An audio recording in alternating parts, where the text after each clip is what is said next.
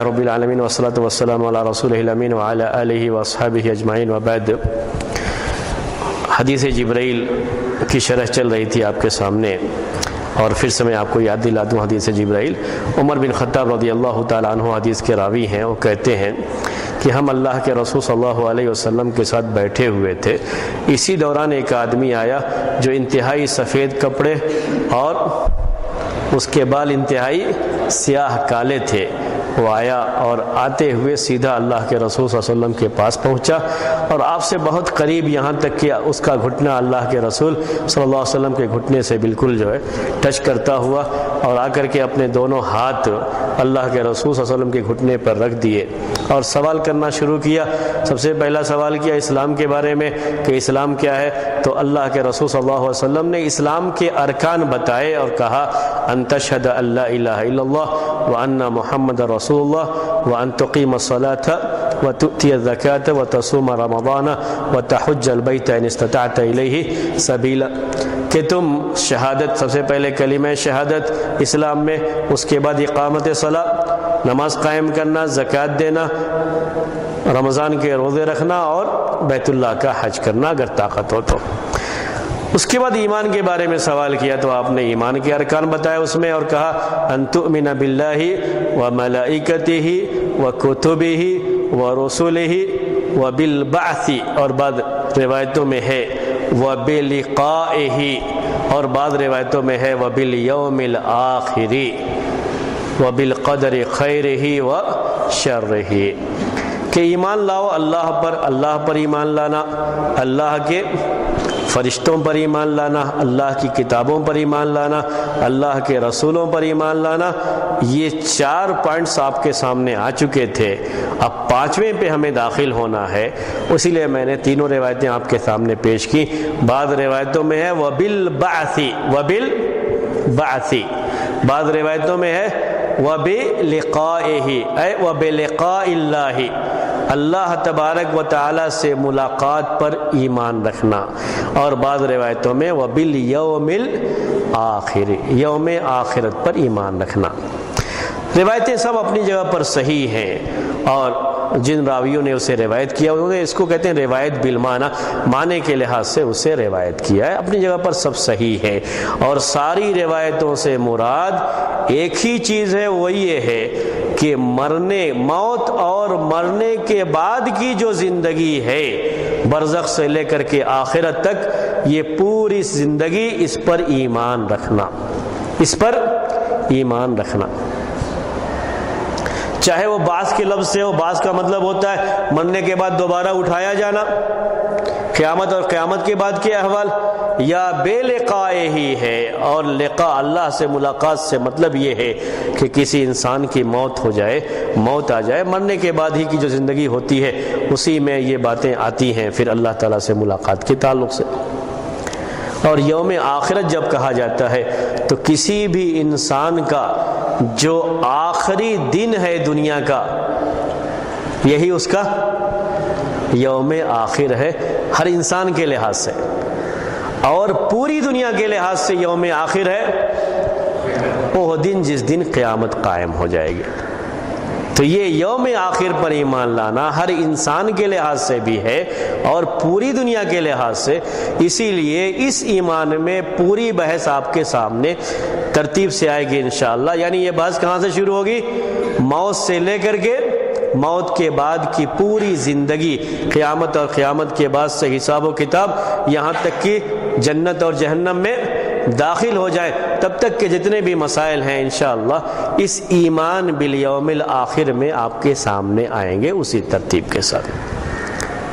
تو ایمانیات میں یہ پوری بحث اسی موضوع کے تحت آتی ہے، عقیدے میں پوری بحث اسی موضوع کے تحت آتی ہے۔ کیا کہتے ہیں؟ ایمان بالیوم الآخر۔ یوم الآخر عربی زبان کے لحاظ سے آپ جانتے ہیں لاسٹ ڈے، آخری دن۔ آخری دن ہر انسان کا اس دنیا کا وہ ہے جب اس کی موت آ جاتی ہے، اور پوری دنیا کا آخری دن جب قیامت آ جائے گی، اس لیے وہ پوری بحثیں اس کے اندر آتی ہیں، الفاظ چاہے جو بھی ہوں لیکن پوری بحث اس کے اندر آتی ہے۔ اس سے پہلے اب جو تمہید کے طور پر بات میں نے اس پر جو ہے اس نقطے پر آپ کو بتانی ہے، یعنی ان عقائد کے تعلق سے بولنی ہے. سب سے پہلی بات اس سلسلے میں یہ ہے کہ یہ ایمان باللہ میں داخل ہے. ایمان بالیوم الآخر یہ ایمان باللہ میں داخل ہے. اللہ پر ایمان رکھنا اسی کا ایک حصہ، ایک پارٹ ہے ایمان بالیوم الآخر، لیکن اس کے باوجود اسے الگ سے بیان کیا گیا ہے اس کی اہمیت کے پیش نظر. جیسے اس کے بعد آئے گا ایمان بالقدر کے بارے میں، تو ایمان بالقدر یہ بھی ایمان باللہ کا ہی ایک حصہ ہے، لیکن اس کو الگ سے بیان کیا گیا کیونکہ اس کی اہمیت تھی اور اس کے بارے میں گمراہیاں لوگوں میں ہو سکتی ہیں، اسی لیے اس پوائنٹس کو الگ سے بیان کیا گیا، ایمان میں داخل کیا گیا اس کو. ویسے ہی ایمان بالیوم الآخر ہے، آخرت پر ایمان، یہ ایمان باللہ کا ایک حصہ ہے، لیکن پھر بھی اس کو الگ سے بیان کیا گیا ہے. اب آپ یہ سوچئے کہ یہ ایمان باللہ کا حصہ کیسے بنتا ہے، ایمان بالیوم الآخر. جی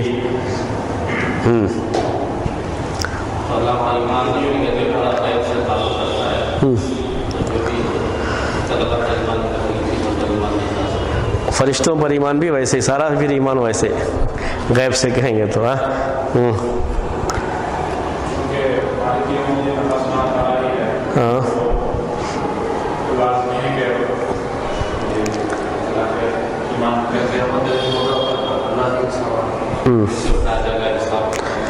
اللہ تعالیٰ کے جو بھی اچھے اچھے نام ہیں، اسماء حسنی اور اللہ تعالیٰ کی اعلیٰ صفات، وہ ساری چیزیں ذہن میں رکھیے تو ایمان بالیوم الآخر اسی سے تعلق رکھتا ہے. سب سے پہلا مسئلہ یہ ہوتا ہے، انسان کی موت آتی ہے، دنیا کی چیزیں ہماری آنکھوں کے سامنے ختم ہوتی ہیں، اسی لیے کوئی بھی انسان اس بات کا انکار نہیں کرتا ہے کہ موت آئے گی. کوئی اس کا انکار، اس میں ایمان کا مسئلہ سرے سے آتا ہی نہیں کہ ہر آدمی کو موت آنی ہے. کیوں نہیں آتا ہے کہ یہ ہر آدمی اپنی آنکھ سے دیکھتا ہے، دنیا کا کوئی بھی انسان یہ نہیں کہتا کہ کسی کو موت نہیں آتی. اصل چیز انکار کہاں شروع ہوتا ہے، مرنے کے بعد کیا دوبارہ زندہ کیا جائے گا، کیا ایک دوسری زندگی ہوگی، کیا مرنے کے بعد جب قبر میں داخل کر دیا جاتا ہے یا کسی کو جلا کر کے راکھ کر دیا جاتا ہے تو کیا اس کو پھر زندگی دے کر کے اس سے سوال و جواب کیا جائے گا، کیا اس کو جنت کی نعمتیں اور جہنم کا عذاب، کیا قبر کا عذاب اس کو ہوگا، کیا وہاں کوئی دوسری زندگی ہے. اصل سوال یہیں سے شروع ہوتا ہے. تو سب سے پہلے اللہ تبارک و تعالیٰ کے ناموں میں سے 3 نام آپ بار بار جو ہے سنتے رہتے ہیں، قرآن میں پڑھتے رہتے ہیں. اللہ تعالیٰ ہر چیز پر قادر ہے، ان اللہ علی کل شیء قدیر. اللہ تعالیٰ ہر چیز پر قدرت رکھنے والا ہے، ہر چیز پر قادر. وہو القادر فوق عبادہ. مقتدر بھی آیا، 3 نام ہے، قدیر، قادر اور مقتدر، تینوں میں قدرت کی صفت ہے. اگر کوئی بندہ اللہ تبارک و تعالیٰ کی قدرت پر صحیح طریقے سے ایمان رکھتا ہے تو کبھی یہ نہیں کہہ سکتا کہ کیا جب ہم سڑ گل جائیں گے تو ہم کو دوبارہ زندہ کیا جائے گا. کر سکتا ہے کیا؟ بولیے نہیں کرے گا. تو ایمان بالیوم الآخر اصل ایمان باللہ کا حصہ ہے. اگر کسی کا ایمان باللہ صحیح ہے، اللہ تعالیٰ کے جو نام ہیں، جو اللہ تعالیٰ کی صفات ہے، ان کا صحیح علم موجود ہے اور صحیح طریقے سے وہ عقیدہ رکھتا ہے اور صحیح طریقے سے اللہ تعالیٰ کے یہ نام اللہ تعالیٰ کے لیے ثابت مانتا ہے، ان صفات کو ثابت مانتا ہے، تو کبھی بھی وہ یوم آخرت کا انکار نہیں کر سکتا، کیونکہ اللہ تعالیٰ ہر چیز پر قادر. اس کے بعد کے بھی جو حالات ہیں ان سب کے تعلق سے بھی یہی چیز آتی ہے. سب سے زیادہ قرآن میں اللہ تبارک و تعالیٰ نے ایمان باللہ کے بعد ایمان بالیوم الآخر کا تذکرہ کیا ہے. اب جگہ جگہ اس طرح کی آیتیں پائیں گے، یؤمنون باللہ والیوم الآخر، آمن باللہ والیوم الآخر، اللہ پر ایمان لایا اور یوم آخرت پر ایمان لایا۔ دنیا میں ایک مومن کی زندگی، ایک عام انسان کی زندگی بھی اور ایک مومن کی زندگی بھی صحیح طریقے سے اللہ تبارک و تعالیٰ کے حکم کے مطابق اسی وقت بسر ہوتی ہے جب اس کا ایمان بالیوم الآخر صحیح ہوتا ہے۔ تو ایمان باللہ کے ساتھ اس کا بڑا گہرا تعلق اس طریقے سے ہو جاتا ہے، اسی لیے ایمان باللہ کے ساتھ جوڑ کر کیا پیش کیا جاتا ہے؟ ایمان بالیوم الآخر۔ حالانکہ ایمان بالیوم الآخر یہ ایمان باللہ کا ایک حصہ ہے، ایک پارٹ ہے اس کا، الگ سے کوئی چیز نہیں ہے، لیکن پھر بھی اس کو جوڑ کر کے پیش کیا جاتا ہے کہ اگر بندے کو یہ احساس رہے کہ دنیا میں ہم نے جو کچھ بھی کیا ہے ایک دن ایسا بھی ہوگا کہ ہمیں ہمارے یہ سارے کام اس کے تعلق سے جواب دہ ہونا ہے، اس کا جواب دینا ہے، ہم سے اس کا سوال کیا جائے گا اور اس کے لحاظ سے ہم کو ثواب یا ہمیں عذاب ہوگا، تو دنیا کی زندگی اس کی بہت متوازن زندگی، کوئی بھی کام کرنے سے پہلے یہ سوچے گا کہ ثواب ملے گا یا عذاب ملے گا۔ دنیا کی زندگی سنورتی ہے، ایک بندہ صحیح معنی میں اللہ کا بندہ بن کر کے رہتا ہے جب اس کا ایمان بالیوم الآخر صحیح ہوتا ہے۔ اسی لیے ایمان بالیوم الآخر کو زیادہ توجہ دے کر کے، زیادہ اہمیت دے کر کے قرآن میں بھی اور حدیث میں بھی اسے بیان کیا گیا، اس کو بڑی اہمیت دی گئی۔ تو بڑا اہم ہے معاملہ یہ ایمان بالیوم الآخر کا، اس کو ہمیں ذہن میں رکھنا چاہیے۔ اب ہماری بحث شروع ہوگی ایمان بالیوم الآخر سے۔ جہاں تک معاملہ موت کا ہے تو موت کے تعلق سے آپ خطبوں وغیرہ میں، تقریروں میں سنتے رہتے ہیں، عام دروس میں سنتے رہتے ہیں، وہ باتیں ہم اس درس میں آپ کے سامنے بہرحال جو خطبوں کی ہوتی ہیں وہ بیان نہیں کرتے ہیں کہ موت کے بارے میں جو آیتیں جو حدیثیں ہیں وہ میں آپ کے سامنے پیش کروں، وہ سب چیزیں نہیں، لیکن موت جب ایک حقیقت ہے اور ہر کوئی اس پر ایمان رکھتا ہے، مرنے کے بعد کے جو معاملات ہیں اسی کے بارے میں ہماری یہاں پر بحث ہوگی۔ تو سب سے پہلے موت کے بعد کی جو زندگی ہے اور جس کا عقیدے سے بڑا گہرا تعلق ہے وہ قبر کی زندگی ہے۔ مرنے کے بعد اٹھائے جانے کا معاملہ ہے، مرنے کے بعد کسی کو زندہ کرنے کا معاملہ ہے، روح کے نکل کے جانے کے بعد روح کا جسم میں دوبارہ واپس آنا، یہ معاملہ ہے۔ یہ ایمان بالیوم الآخر کی ہماری پہلی بحث ہے۔ قرآن میں اللہ تبارک و تعالی نے مرنے کے بعد دوبارہ زندہ کیے جانے کو کئی طریقوں سے ثابت کیا، کئی طریقوں سے اسے بیان کیا تاکہ لوگوں کے دلوں میں یہ ایمان بڑا مضبوط ہو جائے۔ آپ کچھ طریقے بیان کر سکتے ہیں؟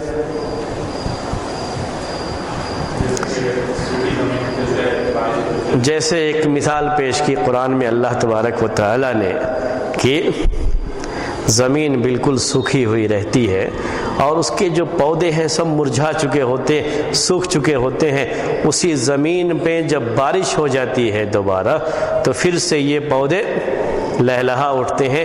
یہ بارش اس زمین کے لیے، ان پودوں کے لیے ایک زندگی کی زندگی کی خبر یا کہیے کہ زندگی کی خوشخبری لے کر کے یہ بارش آ جاتی ہے اور پورے پودے دوبارہ جی اٹھتے ہیں، زندگی ان کے اندر آ جاتی ہے جبکہ وہ مر چکے ہوتے ہیں۔ جب یہ پودے ایسے زندہ ہوتے ہیں، اپنی آنکھوں سے آدمی دیکھتا ہے تو اس کو یہ بھی سمجھنا چاہیے کہ جیسے یہ پودے زندہ ہو جاتے ہیں بارش کی وجہ سے، ویسے ہی سارے انسان بھی زندہ کر دیے جائیں گے۔ جی ایک تو یہ ہے طریقہ جو انہوں نے، اور ابراہیم علیہ السلام باقاعدہ قرآن میں ایسی مثالیں پیش کی گئیں جن میں یہ بیان ہے کہ مردے کو زندہ کیا گیا ہے، مردے کو زندہ کیا گیا، لوگوں نے اپنی آنکھوں سے دیکھا ہے اسے۔ ابراہیم علیہ السلام نے جب اللہ تبارک و تعالیٰ سے یہ بات کہی کہ تو مردوں کو کیسے زندہ کرتا ہے، تو اللہ تعالیٰ نے کہا کیا تم ایمان نہیں رکھتے ہو؟ انہوں نے کہا ایمان تو ہے لیکن میں اپنی آنکھوں سے دیکھنا چاہتا ہوں تاکہ ایمان اور بڑھ جائے، دل کے اندر اطمینان کا پہلو اور زیادہ ہو جائے۔ تو اللہ تعالیٰ نے کہا تم پرندوں کو لے لو، ان کے جو ہے حصے ادھر ادھر بکھیر دو، اس کے بعد آواز دو، سب اڑتے ہوئے تمہارے پاس آ جائیں گے۔ انہوں نے ویسا کیا، اپنی آنکھوں سے دیکھ لیا۔ تو ابراہیم علیہ السلام نے مردوں کو کیسے زندہ کرتا ہے، مردے کیسے زندہ ہوں گے، اس کے بارے میں وہ بالکل جو آنکھ سے دیکھ کر کے یقین حاصل ہوتا ہے، اس یقین تک پہنچنے کے لیے انہوں نے مثال پوچھی۔ ورنہ یقین کا درجہ اس کے علاوہ بھی ہوتا ہے۔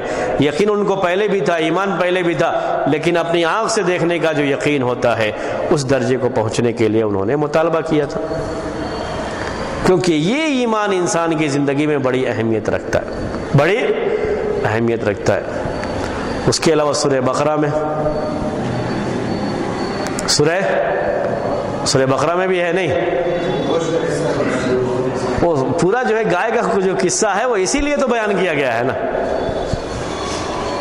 اس مردے کو زندہ کر کے اس سے پوچھنا کہ جو ہے کس نے تم کو قتل کیا۔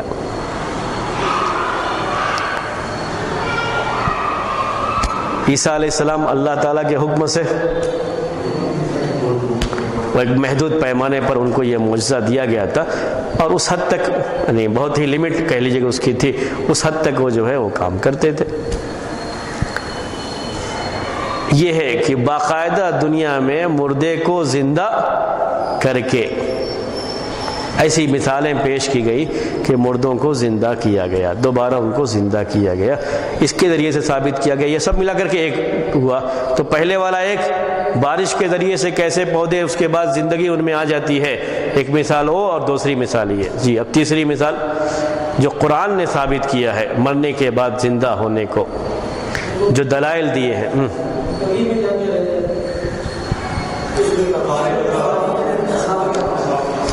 جی وہ بھی وہی ہے، یعنی دوسرے میں یہ سب آ گیا، یہ پورا یعنی باقاعدہ زندگی ہوئی، زندہ کیا گیا۔ تیسرا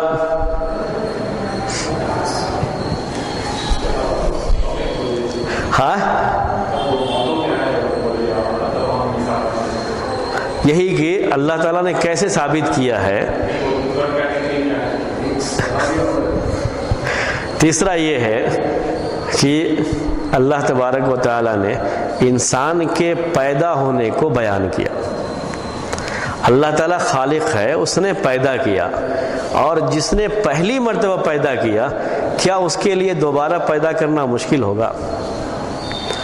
کیا وہ دوبارہ پیدا کرنے پر قادر نہیں ہے؟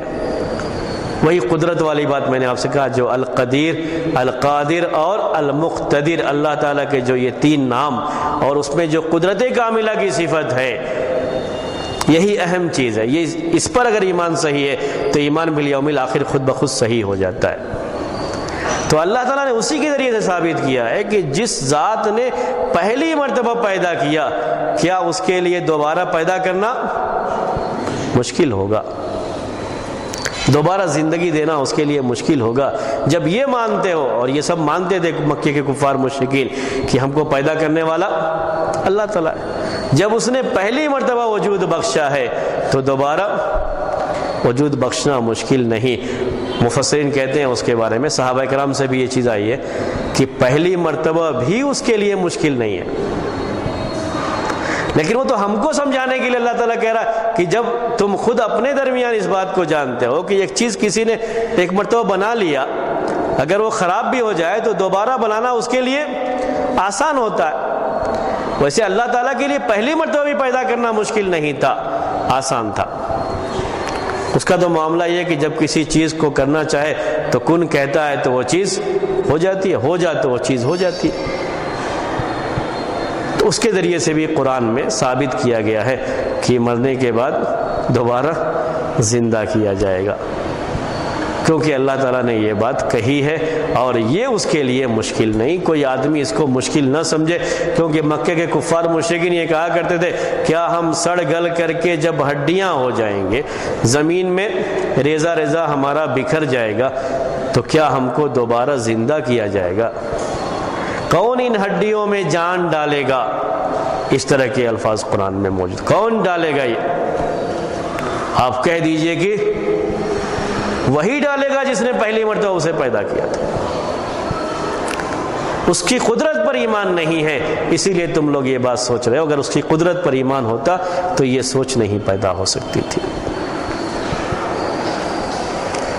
ایمان بالیوم الآخر ایمان باللہ کا ایک حصہ، اور اس کی شروعات انسان کے مرنے کے بعد سے ہوتی ہے. انسان جب مر جاتا ہے تو چاہے اس انسان کو جلا دیا جائے، چاہے اس کی لاش کو سمندر میں ڈال دیا جائے اور مچھلیاں کھا جائے یا جانور کھا جائیں، یا اسے قبر میں دفن کیا جائے، ان تینوں حالتوں میں اسے برزخ کی زندگی حاصل ہوتی ہے. اس زندگی کا نام ہے برزخ کی زندگی، حیات برزخیہ. یعنی صرف یہ ان کے تعلق سے نہیں ہے جن کو قبر میں دفن کیا گیا، بلکہ چاہے جو بھی کیفیت ہو، مرنے کے بعد جو بھی کیفیت رہی ہو، چاہے اسے جلا دیا گیا ہو، چاہے اسے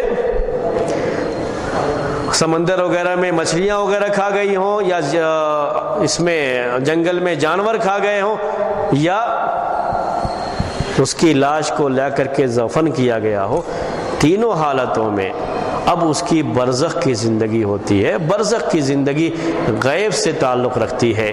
تو یہ ایمان بالیوم الآخر کا ایک حصہ ہے، وہیں سے وہ چیز شروع ہوتی ہے، اور یہیں سے عذاب قبر اور فتنہ قبر، قبر کی آزمائش اور قبر کے عذاب کی بات. ہم لفظ قبر کا استعمال کریں گے، لیکن مجھ سے مراد قبر نہیں ہے بلکہ برزخ کی زندگی ہے. یعنی اس میں وہ لوگ بھی داخل ہوں گے جن کا تعلق قبر سے نہیں ہے، قبر میں ان کو دفن نہیں کیا گیا ہے، لیکن اس کے باوجود بھی وہ اس میں داخل ہیں، کیونکہ اس سے مراد برزخ کی زندگی ہے. اگرچہ کہ الفاظ احادیث میں عذاب قبر کے تعلق سے آتے ہیں، قبر کا لفظ آتا ہے، لیکن اس کا تعلق برزخ کی زندگی سے ہے. تو لفظ یہی قبر کا استعمال کریں گے، لیکن آپ کے ذہن میں رہے کہ اس سے مراد زندگی کون سی ہے؟ برزخ کی زندگی. برزخ کی زندگی اس لیے کہا جاتا ہے کہ دنیا ختم ہونے کے بعد کی جو زندگی ہے اور دنیا کی جو زندگی ہے، ان دونوں کے بیچ میں ہے یہ. اور برزخ کے معنی عربی میں ہوتے ہیں جو چیز بیچ میں رکاوٹ بن جائے، بیریئر وغیرہ جو سکھائے. دو کے بیچ میں جو چیز ہوتی ہے اس کو برزخ کہا جاتا ہے. اس لحاظ سے یہ برزخ کی زندگی ہے. ایک فرقہ پہلے سے گزرا ہوا ہے، یہ کچھ گمراہ فرقے گزرے ہوئے ہیں جنہوں نے قبر کے عذاب کا انکار کیا ہے، اور اسی وجہ سے قبر کے جو بھی مسائل ہیں اس کو لوگوں نے عقیدے کے مباحث میں شمار کیا ہے. ایمان بالیوم الآخر کا حصہ ہے، اور خاص طریقے سے عقائد کی کتابوں میں اس بحث کو اس لیے پیش کیا جاتا ہے کہ اس عذاب قبر یا نعیم قبر یا فتنہ قبر، قبر کی آزمائش جو سوال اور جواب کی شکل میں ہے، اس کا لوگوں نے انکار کیا ہے. انکار کرنے کے بعد سے ہی عقائد کی کتابوں میں اسے خاص طریقے سے بیان کیا جاتا ہے. تو ہماری بحث وہیں سے شروع ہوگی. سب سے پہلے قبر کی آزمائش. ہم میں سے ہر کوئی یہ بات جانتا ہے کہ جب انسان مر جاتا ہے، مرنے کے بعد اس کی زندگی، اس کی روح اس کے جسم سے نکل چکی ہے. اب اس کا روح کا جسم کا رشتہ ختم ہو جاتا ہے، قائم نہیں رہتا ہے. لیکن جب اس کی یہ زندگی دنیا کی ختم ہو گئی ہے تو اللہ تبارک و تعالیٰ کی طرف سے یہ نظام رکھا گیا ہے کہ دوبارہ وہ روح لائی جاتی ہے، اور اس آدمی سے 3 سوال اور بھی ہو سکتے ہیں، لیکن جو اصل 3 جو اہم سوال ہیں وہ 3 سوال کیے جاتے ہیں. اور یہی 3 سوال ہیں جن پر اصول ثلاثہ پورے طریقے سے مشتمل ہے. 3 سوال اس سے کیے جاتے ہیں: من ربک، ما دینک، ہاں ماذا تقول فی ھذا الرجل، اللہ کے رسول صلی اللہ علیہ وسلم کے بارے میں کہ تم ان کے بارے میں کیا کہتے ہو۔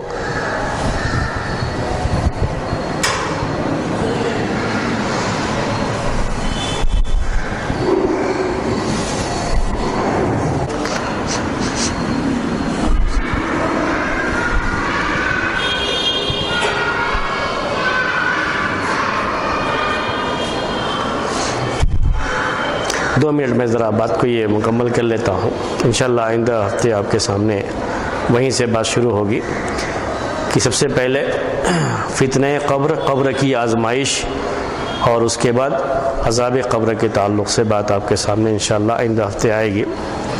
تو ایمانیات میں عقائد میں اس بات کو داخل کیا گیا کیونکہ ایسے گمراہ فرقے پیدا ہوئے جنہوں نے قبر کی اس آزمائش کے تعلق سے انکار کیا، ان کے انکار کرنے کی وجہ سے اس کو داخل کیا گیا۔ یہ مسئلہ خاص طریقے سے ان کی طرف سے آیا، حالانکہ اس کا تعلق خالص ان کی عقل سے تھا، خالص عقل سے تھا۔ یہ عقل میں آنے والی بات نہیں ہے۔ جو آدمی قبر میں داخل کیا گیا اس کے بارے میں تو وہ سوچتے تھے، لیکن جو آدمی سمندر کی تہوں میں چلا گیا، کسی جانور کے پیٹ میں چلا گیا، اب اس آدمی کے تعلق سے کیسے ہم یہ تصور کریں کہ اس کو کہاں پھر بٹھایا گیا، کیسے اس سے سوال کیا گیا، وہ ساری چیزیں اپنی عقل سے سوچنے کی وجہ سے ان کے ذہن میں وہ بات نہیں آ پا رہی تھی، تو انہوں نے اس کا انکار کر دیا۔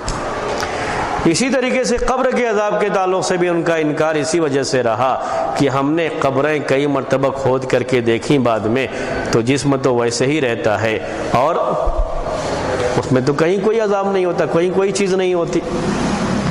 آج کے زمانے کے لحاظ سے بعض لوگ یوں بھی کہتے ہیں کہ کتنے لوگوں کے انتقال کے بعد ان کی لاش کو، ڈیڈ باڈی کو لا کر کے رکھ دیا جاتا ہے اور ایسے ہی مہینوں ویسے ہی پڑے رہتے ہیں۔ آج کل جانتے ہیں آپ یہ چیز رہتی ہے، جو ہے ویسے ہی جسم پڑا رہتا ہے اس کا، بعض کا مہینوں اور بعض کا سالوں کا حساب بھی ہے کہ ویسے ہی جو ہے جو ان کے یہاں جگہ بنائی جاتی ہے اس کے لیے، اسی میں وہ رکھے رہتے ہیں۔ کہاں سوال ہو رہا ہے، کہاں جواب ہو رہا ہے، کہاں عذاب ہے، کہاں، ہم دیکھتے ہیں اس میں تو کچھ بھی نہیں ہے۔ تو یہ ساری چیزیں تھیں جو آج انسان نے اپنی عقل سے سوچا، اپنی عقل سے سوچ کر کے ہی اس کا انکار کیا تھا، لیکن بعد میں دلائل ڈھونڈنے شروع کیے تو پہلے یہ کہا کہ قرآن میں تو کہیں اس کا تذکرہ نہیں ہے۔ اگر یہ اتنا اہم مسئلہ تھا عقیدے کا تو تذکرہ کہاں آنا چاہیے؟ قرآن میں آنا چاہیے۔ ایسی احادیث جو خبر واحد ہیں ان پر ہم کہاں تک یقین کریں گے؟ اس میں کیوں تذکرہ آیا، کیوں قرآن میں تذکرہ نہیں آیا اس کا؟